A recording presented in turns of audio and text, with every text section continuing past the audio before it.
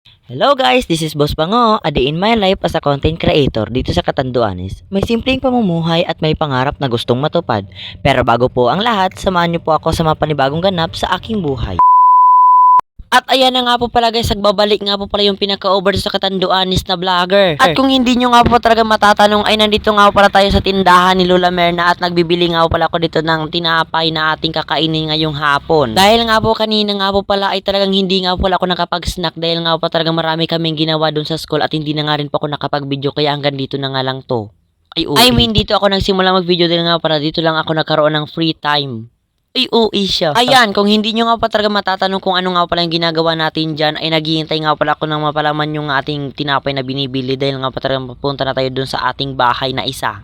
Bakit dalawa yung bahay natin? At ayan na nga po pala guys, talaga nakuha ko na nga pala yung tinapay natin na kakainin ngayon at yung isa nga pala ibibigay natin sa dalawa kong kapatid.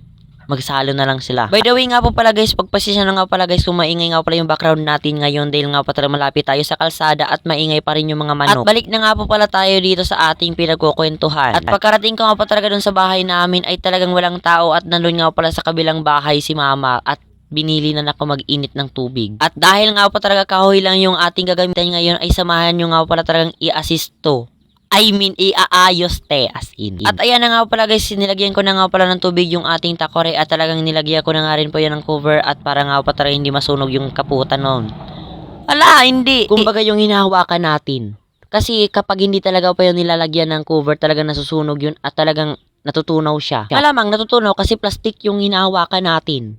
Ay hindi kagaganon. At ayan na nga pala guys, sinugasan ko na nga pala yung hugasin ditong nakatiwangbang at talagang hindi, para hindi magalit si mama. Ayan, fast forward nga pala, ay tapos na nga pala tayo maghugas at ayun na nga pala, samahan nyo nga pala kung inilcutter yung mga mahaba nating kuko dito sa binti natin. Dahil nga pa talagang napansin ko mahaba na talaga. Sa sobrang haba, hindi mo na talaga alam kung binti pa yun ng tao o aswang na. Ay, oo. Ayan na nga pala guys, fast forward nga pala at talaga nakalipas nga pala yung ilang minuto at talagang nagsaing na nga rin po ako at isinaling ko na nga rin po yung mainit at tubig doon sa ating thermos. At ayan na nga pala guys, fast forward nga pala talagang naghihintay na nga rin po tayo dito maluto yung ating sinasaing at talagang tinatransfer ko na nga pala yung ating sulatin dito sa isa nating notebook dahil nga po talaga mali yung nasulatan ko. At kung hindi nyo nga po talaga matatanong, talagang for ESP talaga nasulat ko sa science sa notebook, talagang hindi ko talaga yun alam kasi kanina ko pa talaga yung hinahanap yung notebook kong ESP at hindi ko talaga nakita, talaga na science ko talaga na siya nasulat. Kaya ayan, habang may free time tayo ngayong araw, talagang may oras tayong may transfer yun sa science nating notebook.